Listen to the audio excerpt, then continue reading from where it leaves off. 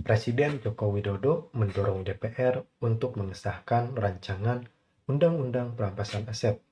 Seperti yang kita ketahui bahwa ketika kita membahas rancangan Undang-Undang Perampasan Aset, tentu saja bahasan ini harus dikupas secara mendalam dan memang banyak pihak yang akan terlibat pada pengesahan Undang-Undang Perampasan Aset ini.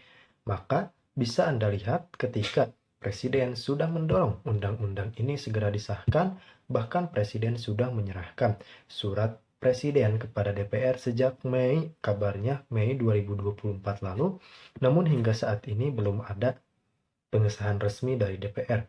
Dan tentunya ini sangat kita sayangkan.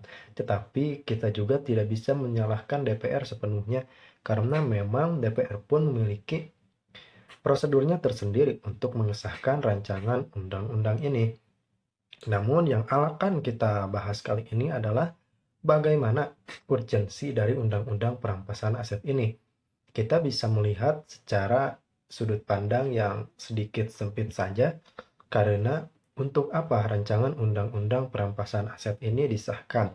Jika tidak ada korupsi di tanah air, maka rasanya undang-undang perampasan aset ini bisa sedikit dimaklumi jika lama proses pengesahannya.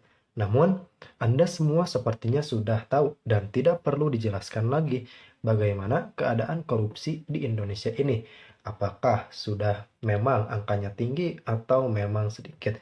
Tentunya bisa kita simpulkan sendiri apakah rancangan undang-undang perampasan aset ini memang penting dan mendesak atau tidak.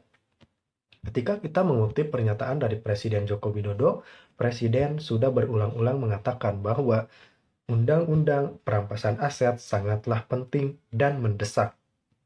Tentunya kita harus mengapresiasi dari Presiden Jokowi sendiri yang memang secara terang-terangan meminta undang-undang perampasan aset ini harus segera disahkan karena ini menyangkut terkait pembangunan Indonesia.